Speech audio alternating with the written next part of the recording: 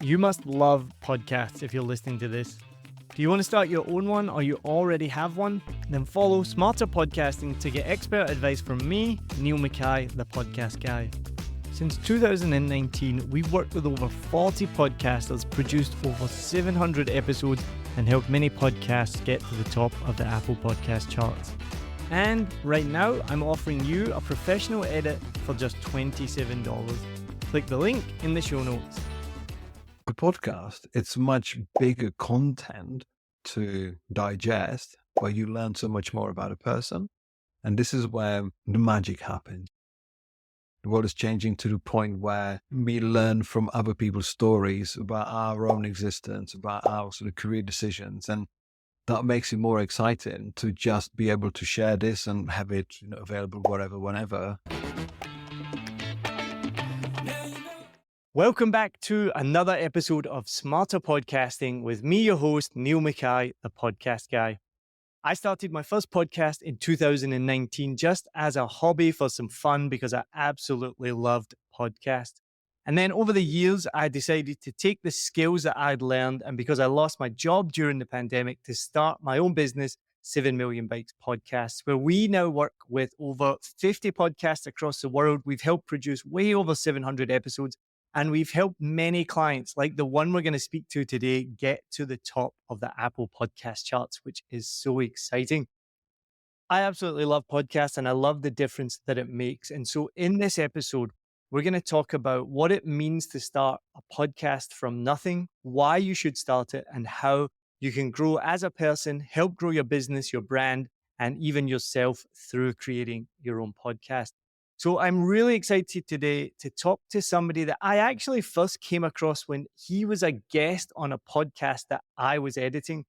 And then a few months later, we got connected through that podcast, and I was really excited to start working with him. He's a creative designer, a best-selling author, and now the host of the amazingly successful podcast, Creativity for Sale, which takes its name from his best-selling book. My guest today is Radim Malinic. Radim, thank you so much for coming on Smarter Podcasting. In the introduction, you mentioned that you had to edit an interview I did with Naresh.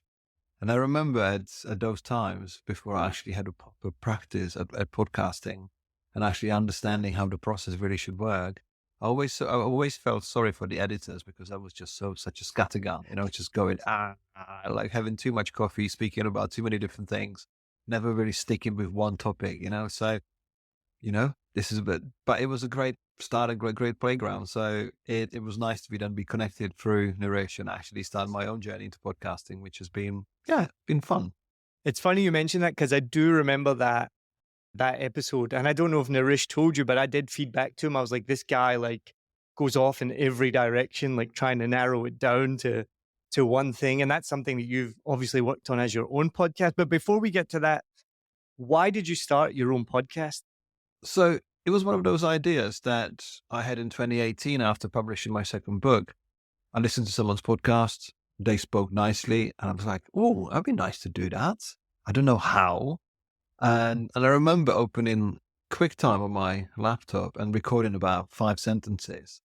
I listened back to it. I was like, no, it's not for me. I can't do this. But with the change in my publishing journey about going from more sort of visual books to more textbooks and kind of offering more advice and having sort of bigger and broader message about what I want to give back to the industry. Both books I released recently, Creativity for Sale and Mindful Creative, were about helping 21st century creatives to actually build their brands, establish their business, and also understand the highs and lows of creative lives and careers. So I had two sort of messages and I was like, okay, what would I like to actually hear in the world? Because you always hear these conversations where people go like, well, I was born, then I, did a couple of cartoons, then I did that, and then I was a creative director for Coca-Cola. I'm like, whoa, what happened in the middle? Like, what's the story in between? So that's why I started a podcast, which literally shows the stories of people, like how they go from their humble beginnings to the pinnacles of their success. And we talk really about the middle part because I'm a nosy person, one of the reasons why I started a podcast, because I want to know more about people. And I travel and speak at different festivals, conferences, events, do guest lectures at universities. And you have so many amazing conversations off the cuff with people that I always wish were recorded. So that's where I've started my podcast. And I gave you the warnings, like it's going to be an informal podcast about the conversations I would normally have with people in different places. I love what you said there about being nosy, because it made me think that not only are you nosy, it means that all podcast listeners, myself as well, we are nosy as well. And you're helping open that door for us to be like, ooh, what's his story? What's he got to share, him or her? Yeah, it's definitely, I mean, actually what I've found on many episodes, interviewing people who are really sort of not on top of their tree, finding that link between the sort of initial passion, the initial sort of taste of the craft, like how did they find a way in? And sometimes they realize, oh, you know what? Actually, I never put one and one together. Like it was my mom taking me to a country store, browsing through, comic magazines or whatever. Like it's nice to actually unearth something, because it's so easy, in my opinion, to be asking the same question as everybody else. I think that sort of mainstream idea of what people want to know makes people potentially say, well, okay, I'm going to produce this content. Whereas I don't really have preset questions. I might have one or two, or sometimes if I don't know anyone, like I just want to know only a little bit. So actually I'm more curious about what they can tell me. So it's really nice sometimes to actually get them to really unearth something that they're like, oh yeah, of course. Yeah. Oh, I didn't even think of it for years, It's a really interesting point of view, because so I'm the exact same as you. So I do my podcast, the Vietnam podcast, and I've just been setting up all the guests for season 11. And so many of them have said, oh, do you have like a pre-set of questions? Can you send me them so I can like think of the answers beforehand? And several of them. And I've been like, oh, no, sorry. This is like a same as you, an informal chat. I never have any preconceived questions. I just need to know a little bit about you. I want to explore that together and see what comes up. And I've never done an episode where something interesting hasn't come up. But then at the same time, as we've talked about, and you've listened to the episode that with Jordan Harbinger, he's talking about preparing for guests where he will read their entire book. He has a set list of questions and how much it helps him. And I look at that and I think, I mean, that is amazing. And if I had the time and the financial backing, maybe I would do that. But I love not doing that. I love going in, like you said, being curious, and we're going to find out what we want to talk about. And so I just did an episode this week with a young girl who's a marketing manager at a tech company here in Vietnam. And she was one of those people as well. She said, oh, can you send me through the questions beforehand? And I was like, oh, no, I don't have any. And we had an amazing conversation about Gen Z, because she's Gen Z, and how that affects her thinking and how it affects other thinking within the Gen Z community. And these things, I did not have a preconceived idea of that conversation at all. And it turned out fantastic. I know that you and Jordan talked about sometimes the panic about like, oh, what is my next question going to be? Or, because I think there is a journey of understanding and learning active listening. Because as a creative, as a designer, I always had to work to speak for me. I never really had to actually open my mouth and say, why did I do what I did? But the tide has changed, and for better. And being able to actually speak out about my work and speak out about myself now stops me from kind of finishing people's questions or trying to somebody might be telling you like about oranges. I'm like, I'm going to ask about apples next. I'm thinking apples, apples, apples. And they might be dropping some absolute nugget of wisdom. You're like, let's go to apples. Of course, that doesn't happen. I found with podcasting and learning how to do active listening, so much inner peace, because I had, for example, yesterday on my podcast, Stefan Sagmeister, who's like regarded one of the most celebrity designers in our generation. And I had like 3 notes, because I have met the man before. We have spoken on the same stage as him. Like we did book signings together. I know a little bit, but I really wanted to go in a different way of like the conversation that he's been doing. I kind of went with like a publicity conversations. I was like, I want to know what you did in Vienna in 1971, like let's go back there and then just unravel, because in every conversation, I make about 4 pages of notes. In fact, I've got notes from yesterday, I just write and listen. And of course, like if you get to do sort of level of Stephen Bartlett and, Jordan and that, you need to do prep. But you mentioned the right two words, financial backing. Like if you have that space, of course you can grow. But I think there's something about the initial scrappiness because anything goes. Well, one of the things you mentioned there was active listening. And we've talked about this before. And I think it is one of the biggest skills that you learn as a podcaster that I feel I have learned. And I've taken a bit as well. I've mentioned this before. So and I did stand-up comedy. And it's funny, sometimes I would come off stage and I would say to my wife, how was that? How would that joke go? And I say, I remember this moment where my mouth is moving and words are coming out and people are laughing. But in my head, it's like a hamster wheel going round and round and round. And I'm thinking, what comes next? What's the next punchline? Or what do I say? What are the next words? Blah, blah, blah. And it's not as hectic and it's not as high pressure, but doing a podcast is similar where you're listening to the person speak. And I had this just this week. I recorded an episode with Charlotte Lewis West. And I did what I tell people not to do. I asked her 3 questions. I always advise people just to ask 1 question, but I kind of came out with 3 questions and I said, right, we'll just answer all of them. And she answered the first and the second. And I said to her, and again, the magic of editing, you'll never see this on the podcast. I had to say to her, I've completely forgotten what was the 3rd question now. And so had she, and we had to kind of be like, what did I ask again? Because I really wanted to know the answer. And we kind of remembered what it was and we continued, and all of that bit will be cut out. So you'll watch that episode and you'll think, oh my God, he's amazing. Hopefully anyway. But it is that active listening. It's a completely new skill to learn.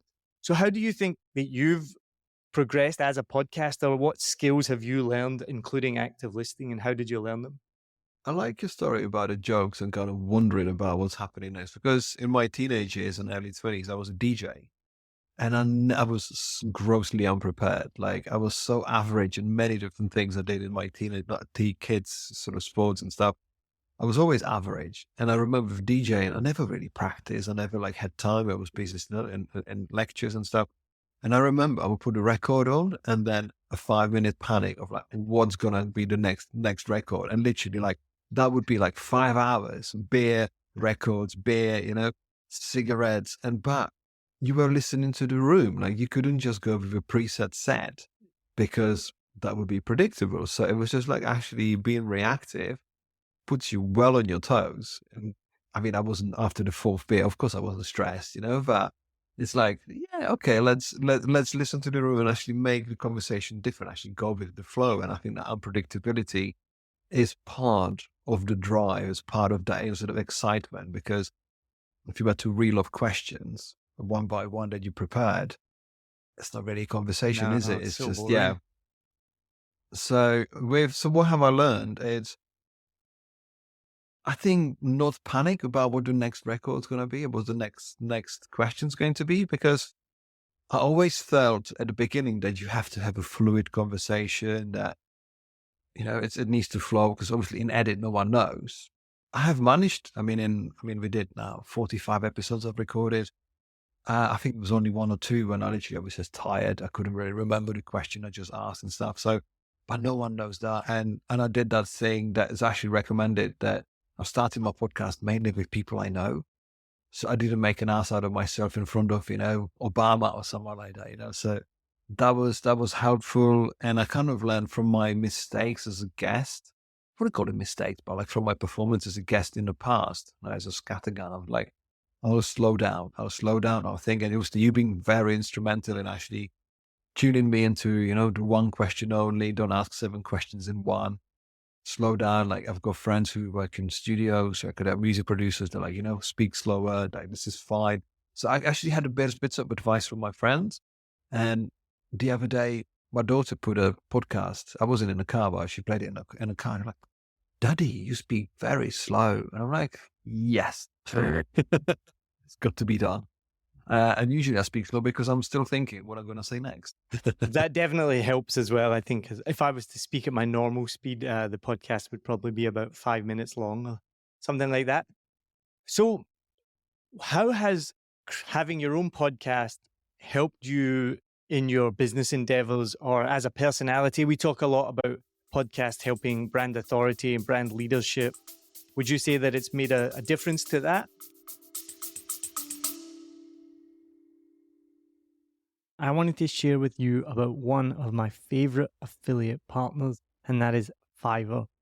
I've been using Fiverr for years for everything from ordering YouTube thumbnails to keyword research, writing podcast articles, even to Canva designs and thumbnails and more. So whether you're a budding entrepreneur, a podcaster, or anyone in between, Fiverr has got you covered.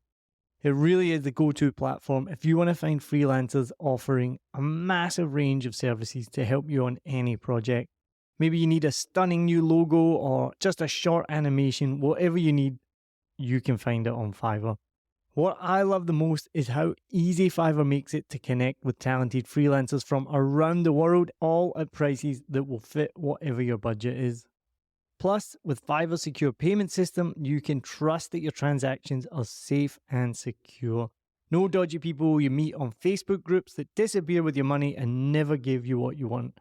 What, that's only happened to me? As an affiliate partner, I will get a small commission if you use the link and at no extra cost to you. As an affiliate partner, I will get a small commission if you click my link and you buy something, all at no extra cost to you. And best of all, you will be directly supporting the making of this podcast that you're listening to for free, but it is not free to make. So why wait? Head over to somewhere that you've probably never been before. It's called the show notes. So whatever app you're listening in, if it's Spotify or Apple Podcasts or anything at all, head to the show notes, click on my special link, and then you can browse thousands of gigs ready to help you with your next project. It's definitely helped me open doors that I didn't know existed. And I used to be, as I'm alluding to, I used to be what I used to call social media parasite. I used to hang on to other people's podcasts, hoping that I would get, publicity through someone else's established channels. And the way my career has progressed, it's when my messaging has changed, when it's easy to say when I'm doing something different, but I'm a designer first, author fourth. I'd create all of these businesses, but I write books and not many people in my industry do it. And because I'm really trying to kind of create a cross-platform or cross-industry titles that should speak to people like yourself or anybody else. I talk about creativity, I talk about establishing a creative business, but it's essentially just establishing a brand and being aware of actually what you stand for. So I've started my own podcast in a way because I wanted to promote my books, but I then realized how much more nicer it's just to actually let go of the book content and actually just say, look, I want to know stuff about you, because I thought I might do episodes based on chapters or based on pieces of information. But as you know, when you let go, that's when the magic happens, like, oh, I didn't really think of asking that question. And that's where we're going to spend the next half an hour. And that was the magical part. So it's definitely helped my business. It's helped to open my messaging to wider audience and diverse audience. We were lucky that we are now in 85 countries. And this is week 33. We were in 64 countries in week 9, which is it's absolutely bizarre and crazy, like to think that, there's people in these different places to listen to the show, which is new and I was still sort of finding my feet. And so it's an extension, obviously it's a marketing tool for my books, but it also informs the content of my new books. It also gives me more speaking opportunities in bigger and sort of more prominent places. And you can't always do everything to 11. So I'm just choosing what I've spent potentially most energy on the podcast outside work and writing on this instead of social media, because this is going to be evergreen content. I've got sometimes opportunity to interview the person just once, but it shows more about who I am. And I thought about this conversation in sort of yesterday, how I used to be known for pieces of visual work, so you show it to someone sees your work and they might just swipe on Instagram or whatever, but they got immediate feedback. Whereas with the podcast, it's much bigger content to digest, but you learn so much more about a person. And this is where the magic happens. Actually you learn more about one another, because I think the world is changing. The world is changing to the point where me learn from other people's stories about our own existence, about our sort of career decisions. And that makes it more exciting to just be able to share this and have it, available wherever, whenever, and never know who might come out of woodwork and say, "Hey, I just listened to episode 3. It was amazing." I'm like, "Thank you." Well, I was going to ask you that question, actually. You just brought that up. What has been the reaction from people in your industry when they hear the podcast? What has been the feedback? I mean, it's been kind. I think it's been kind, it's been supportive. I'm getting to the point where I think we need to be reminded to actually give feedback and give reviews or reach out, because I've kind of had it with my books as well. There's thousands of reviews on Amazon and Goodreads and other places, but the direct mail only sort of comes and goes ever so often. So I was having a conversation with someone on LinkedIn about a book, and they're like, "Yeah," they're telling me about the experience with the book, and then fifth message about, "Oh, by the way, the podcast is amazing. I listen to every episode." I'm thinking, could have told me straight away, well, actually, that would be validation, because, of course, you're looking at a ticker, okay, we get plays, we get downloads, we see people share it sometimes. And I have to be very honest and realistic about how much other content is available.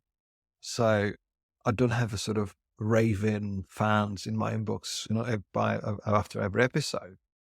But it's those who get in touch that really resonate with the conversation, because we got quite strong through playthrough rate. Would you call it like the completion rate? I think Engagement rate, I would call it, but same thing. engagement rate. Yeah. That's the one. So we have quite strong engagement rates that people actually make time and effort to listen to most of the conversations, because I don't know how you ever find it, but I always find, like, after the halfway point, it gets really interesting, it gets more exciting, and it gets sort of people loosen a bit more.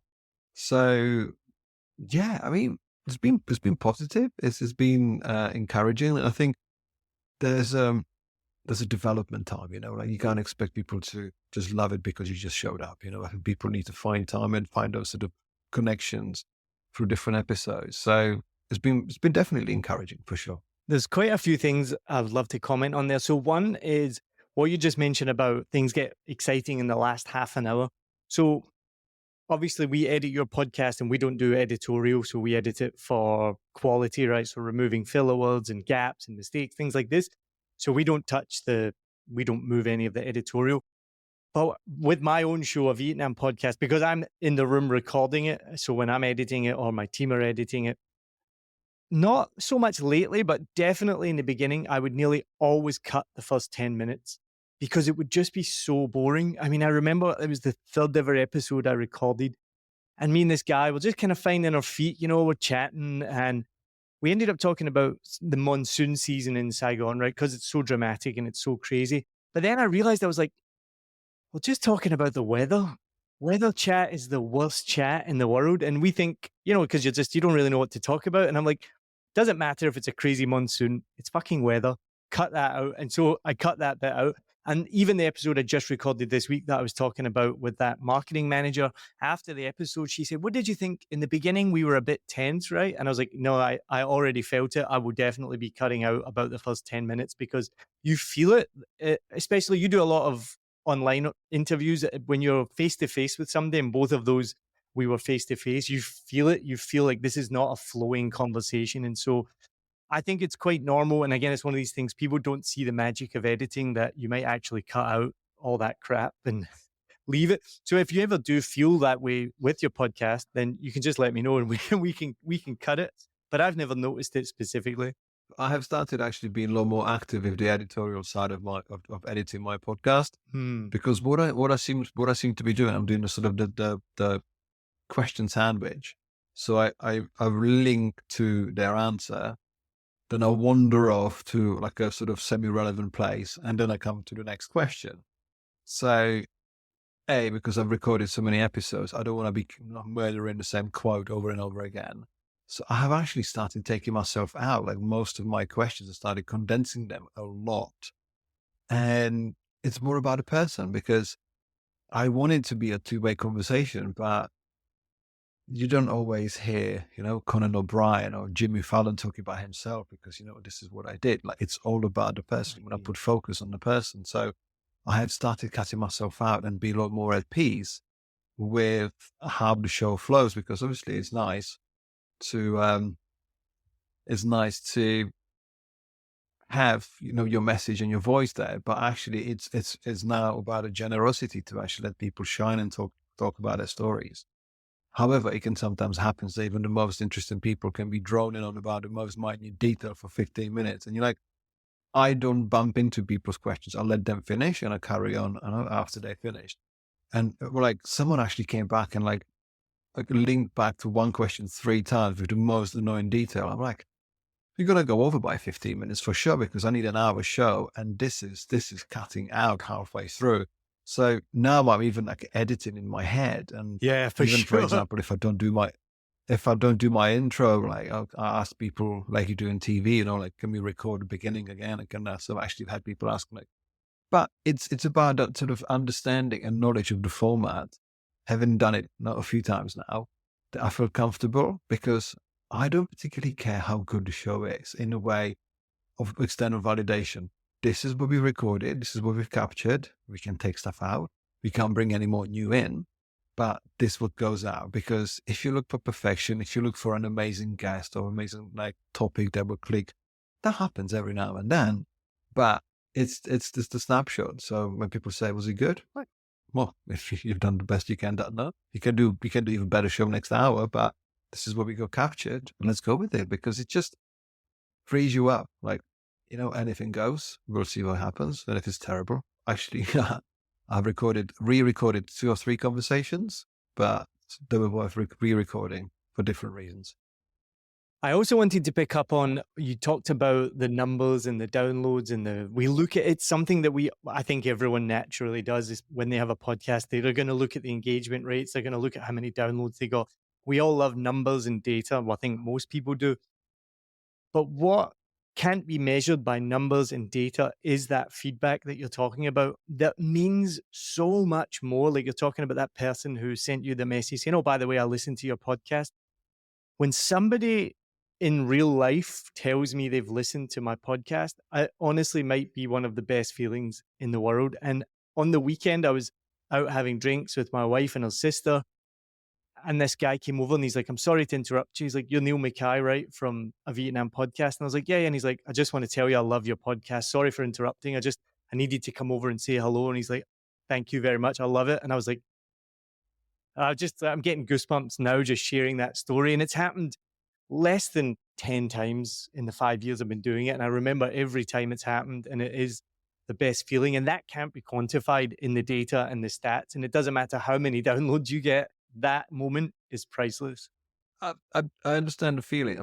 Sorry, I can associate with the feeling because obviously pre-podcast I've been publishing books, and sometimes I just find that sort of delayed contact. It can be doing a talk or be at an event, and like at 11 o'clock, like someone who's been around all evening, like, "Hey, by the way, I've got 2 of your first books." I'm like, well, we could have been talking about this for hours, but it's the fact that people come to you and actually, yeah, make it known that that's what you've created. Because sometimes you can feel really secluded, like obviously recording this from my home. Spend a long summer with my kids being bullied, with school off, and you don't always have that sort of personal contact with people. So it really helps to go out and see people and actually have them to tell you something more in person rather than they would say in the message. So yeah, it's very encouraging like that. And I can imagine podcasting is similar in writing in the way, like you just mentioned, you do it on your own most of the time. I mean, you do, I do. Obviously, interviewing a guest, not on your own, but you're at home. I'm at home right now. You create this thing, and then, like, similar to you create a book, then you put it out to the world, and you don't know when people are reading it or listening to it. You don't know how they're consuming it. You don't know that they like it. So then when someone at some point in the future, when you're not thinking about it at all, comes up and tells you that they enjoy something that you've created, it's the thing I always compare it to when I did stand-up comedy. You tell a joke and you get an instant reaction. They either laugh or they don't. You know exactly if you've landed it properly. You get immediate feedback. and it's a totally different situation. So much high pressure, but completely different to creating a podcast, putting it out there, and then there's almost no feedback apart from all those numbers in the data. And talking about that engagement rate, this is why podcasts are amazing, because that engagement rate, you're with a podcast, it's going to be on average about 80%. So 80% of people who start your podcast will finish it. And you compare that to YouTube, it can be as low as 10, 15. I've had some YouTube videos I've done with like 4% engagement, because YouTube as a video platform is completely different to audio. People are already skipping to the next video. On YouTube, there'll be something in the top right saying, check out this video. There's a whole list of videos on the right saying, check out one of these videos. And the way people consume video, they're always moving to the next thing. Whereas with a podcast, you put on those headphones, you go to the gym, you get in the car, you're going to consume it. So you get much higher and deeper engagement with a podcast. And not only that, so you mentioned about being listened to in how many countries? I think it's 85 now. I mean, that's just incredible. Without leaving your living room, you've talked to people in 85 countries across the whole planet. And this is what I wanted to touch on before we finish, is someone who's done speaking all around the world. How do you compare a podcast that is listened to around the world to doing public speaking and meeting people face to face? I mean, I think the message of this conversation is that in-person feedback will always trump a message on LinkedIn or Twitter or Instagram, because you make more meaningful connections with people in the room. And I'm still speaking to people I met for a day in a conference, let's say in Montreal 12 years ago. We're still, there's somehow that sort of, that human energy is makes more of a connection. But that doesn't mean obviously that podcasting doesn't or can't sort of substitute it. But it's easy. I mean, you can be flying to somewhere because it's exciting. Of course, we got this sort of curve of our life where, I think it's best sort of summarized with a quote like, I want to be in a meeting. Then the second stage is I want to run the meeting. And the third stage, I don't want to be in a meeting, It's just like, I want to speak everywhere. I want to speak only in the best places I can, to the point like, you know what? I actually can't travel anymore as much. Everything changes. So I've got 2 young kids. Me and my wife got both our businesses. So things are definitely different. So this has come to me as the most fantastic and natural sort of tool to be speaking to people, to be having the conversations I have with people that I would have normally met in an event or having in a green room. So it's a fantastic sort of window to my world that improves the way, I speak. Of course, it's still chaos, but, there's slides and there's a script or with talk, but it's about having the ability, as you said, to just to reach people in 85 countries and growing, and never know who might stumble across the content. Because what I do now in this form of feedback and giving back, when I like piece of work, I just send good old emails, just like, hey, I love what you do. And just like, I try to repay the compliment. I try to actually instigate conversations. I try to instigate new opportunities, because we are in the business of sales. Like everything that we do, we are in business of sales. But as a preacher for personal branding and branding identity and sort of messaging of what we are, we create these tools that we get known for.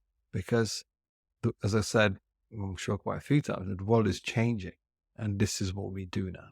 This would be unheard of 20 years ago. If you did a podcast as a designer, you would have confidence of a serial killer. It would be absolutely like, who is that idiot? Like talking about stuff. Whereas now we've got like 16-year-old kids just going, hey, I'm a branding strategist. So everything's changing, not always for better, but it's given us growth. And I think that's the sort of mission of our lives. Like if you want to grow, you want to actually be and develop. So, 2018 was my sort of beginning of my sort of idea. It didn't make sense till I actually had booked with the right content and actually said, okay, we can put our hat on this one. Like this is the idea that we're going to build it around. And it took me 3 years to actually work out the content of those 2 books to actually say, this is what I stand for. And the government gave me a platform about what I'm going to be about, what I'm going to talk about. what I can, share with the world. So that's my beginning. And this is what we talk about rather than sort of broad conversation. So yeah, I absolutely love it. And it's made me, it's helped me to improve in the messaging, especially because, as I said, it's quite easy to just to hide behind visuals, and you don't want to do that. And what I love about podcasting, and I think you give a great example of this, as someone who does do a lot of speaking, speaks at conferences and is talking to thousands of people. For you, if you were to be given a gig once a week in a local venue and say, hey, 200 people are going to show up every single week and you're going to stand on stage and do a public speak or do an interview with somebody and you're going to promote yourself and your brand to people within your niche, I think you and I assume you and most people I know, I would jump at that. I would bite their hand off. I was like, wait, what? I get to go and stand on stage and talk to 200 of my peers that, like you said, everything's sales, that might want to buy something from me. Incredible. But with a podcast, you don't need to do that. And you can talk to people around the world. And I've said this from the very beginning. If you can take however many people listen to your podcast, even if it's 10, even if it's 20 or 200 or 2,000, you imagine if they were in the same room listening to what you have to say, it would be incredible. And so podcasting has that power to reach so many people. And so what would you say is the biggest thing that podcasting has done for you? I think it's shaping my narrative. I mean, it's giving me a toolkit to kind of think bolder and bigger. And it was the missing piece of my sort of media output on my personal brand, because I used to speak three times a week in local pubs, in like local events, doing university talk for next to nothing, because I wanted to get better at it. Because there is something chemical, physical, I don't know if it's adrenaline or dopamine or whatever, when you keep getting better, if you don't feel like you're going to shit yourself on stage, you're like, okay, we can do this. And then you do talk 20. You're like, I'm actually enjoying this now. And then you go like, oh, I might join a local acting group. Like you feel like you've actually breaking through some barriers. So with podcasting, it's just like, it's a beautiful, even just to find your way, just like being able to speak better, having different intonations, just like making it a bit more professional, because no one's really trained at this. We only having it, we only giving it a go. And that's the exciting part when it starts to make sense. So I'm thinking, obviously I've already started thinking about my guests, like what is my season 3 like? I'm contacting bigger and bolder names in the industry and kind of building my platform about, I would like to interview, regular people like known names of the musicians and rock stars and that kind of stuff, because that's the ambition. Because if you don't have the ambition, then you're going to be just sort of plodding, which is fine, I'm actually saying. But I think was it Leo Burnett, the advertising guy, saying that if you aim for the stars, you might not get there, but you're not going to come up with a handful of mud either, because if you really try, then you got even halfway, it's not going to be mud, and there's going to be something close to it. And this is my ambition. I just find that beautiful accountability. The podcast has to be out on Monday and Thursday with a preview of the book. It gets done, because I'm juggling gazillions of other things. I got 4 or 5 different businesses, but there's a nice, with your workflow, obviously how we work together, how everything's automated. That's where I can afford to have it in my workflow, because I'm absolutely obsessed with automation, so Calendly, Riverside, One Link, everything's automated. So like, I think you and Jordan talked about sort of needing 8 hours to produce an episode. I think I do it in like an hour and a half altogether, So it's just like I can obviously, if it's financially back, we can give more time and just grow it. But it's about how do you do the 80-20? How do you produce an hour conversation that can live for 2, 3, 4 years and not do the 80% of the work for you? So it's given me a lot so far. I'm enjoying it. I'm just about to start 2nd season, and it's been real good. And I think I'm at the right time, because it can be tempting to jump on a bandwagon, but I just had to feel like I've got the right message first before I can actually get out there. Well, I love what you said there about it takes you an hour and a half to make a podcast, which leads into my next question is what has been the biggest difference working with an external provider like ourselves, 7 Million Bikes Podcast, who produce your show helps create your show. And I think you summed it up there that it does take a long time to produce a show. It helps save you time. But what else how has it benefited you working together with us? Because we've loved it. Thank you. I think one of the main benefits is obviously is the consultancy. So at the beginning, obviously, you were very generous with your time and advice to say this is what you want to do to actually set yourself. So that set you already apart with different producers. They were like, unless you pay me, I'm not going to tell you anything. I'm like, well, I'm going to go somewhere else because I know how I work. I want to establish a connection, and then, if that's the right fit, let's do something. So for me, from a musical background as a sort of average musician and average DJ, it's all about sound quality. You want the stuff to sound good, because I've tried to, like, when I do my research on some of my guests and they've had podcasts around, and you're like, what the fuck did you record that? Because it sounds like you were in the middle of the ocean surrounded by a chapel. Like, why did you do that? And it's just like, it's almost like criminal. Like, you cannot put stuff out there that sounds rubbish, because you want that richness, you want that studio sound, even though, we can't control things. And I think that was one of the things from starting a podcast. You cannot control the elements, but you can always try to at least, align them as much as possible. Because when I started my podcast, I couldn't speak for 3 months. I was so ill. We recorded episodes and I just listened back just to feel like, okay, I was still ill. I couldn't even speak on this episode. But I'm like, you know what? Guest is booked. Let's do it. It's just that sort of pushing through, and you guys can clean stuff up. You can help me with putting the right things. Just save time. I'm a big believer.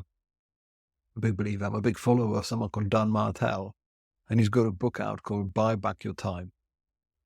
And I don't want to be learning how to produce my own show. I've got other things to do. Yeah, exactly. And I think that's perfect. People like yourself, people like yourself can actually produce it really well, and I can get the good bit done by somebody else, so I can actually focus and already intervene somebody else. Because I'm sure, one day, sooner or later, we'll start monetizing this, and there'll be some return, because at the moment it's an investment on my part, but I can be paying for a different type of marketing, which would be just sort of a one-way stream, whereas this is a much more two-way stream of information.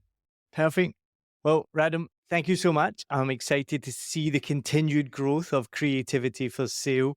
If you do want to work with 7 Million Bikes Podcast, get in touch. It's neil@7millionbikes.com, or just go to 7millionbikes.com and you can get in touch with us there. If you've enjoyed this episode, please do the good things. Follow, subscribe, turn on notifications so you never miss an episode. We put out an episode every 2 weeks.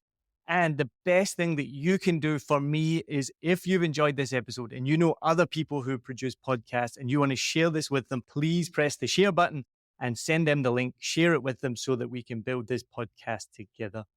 Thank you so much, Radim. This has been an awesome conversation, and I will talk to you soon. Cheers. Thank you. Thanks for having me. Hi, my name is Sal Jeffries. I run the Mindset, Mood and Movement podcasts. I've been working with Niall at 7 Million Bikes for the whole of this year, literally from the start of my podcast to date. And I want to say a couple of things. So when we record the podcast, sometimes there are things that I need tweaking. There could be edits or clips. It's really simple. I give those instructions to Niall, he gets it sorted.